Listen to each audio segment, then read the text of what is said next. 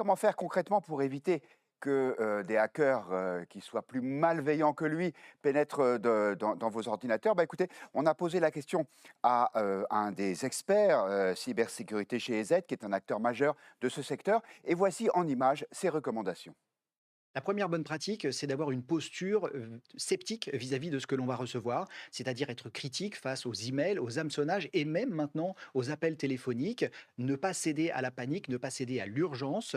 Et si vous avez reçu un email qui vous invite à cliquer sur un lien, eh bien rendez-vous plutôt dans l'application. Si c'est votre fournisseur d'accès, si c'est Amélie ou tout autre service, rendez-vous dans l'application. Et si dans cette application il n'y a rien, c'est que cet email ou ce lien était frauduleux. La deuxième bonne pratique, c'est une hygiène en cybersécurité. Ça veut dire que l'on va considérer l'intégralité de ce qui nous entoure comme des objets connectés, comme des ordinateurs, bien entendu le smartphone et l'ordinateur, mais également l'imprimante et la télé. Et à ce titre, il va falloir les protéger avec ce que l'on appelait auparavant un antivirus, mais là, on va aller beaucoup plus loin avec une suite de sécurité qui va regarder plus largement et analyser ce qui va rentrer, ce qui va sortir, notamment les emails ou les SMS pour se protéger. Et une dernière et une troisième bonne pratique pour se protéger, c'est de considérer ses comptes, c'est la vie privée qui en dépend, notamment les accès aux réseaux sociaux, les accès aux messageries. Et donc pour cela, il faut avoir des logins et des mots de passe qui sont forts et uniques, quasiment impossibles à retenir, donc un gestionnaire de mots de passe, un coffre-fort.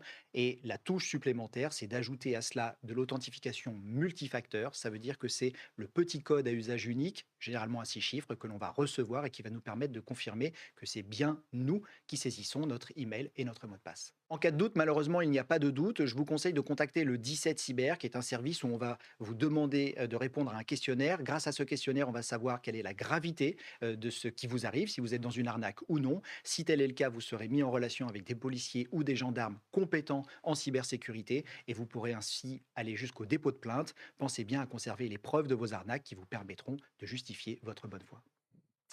Merci beaucoup pour ces conseils extrêmement pratiques.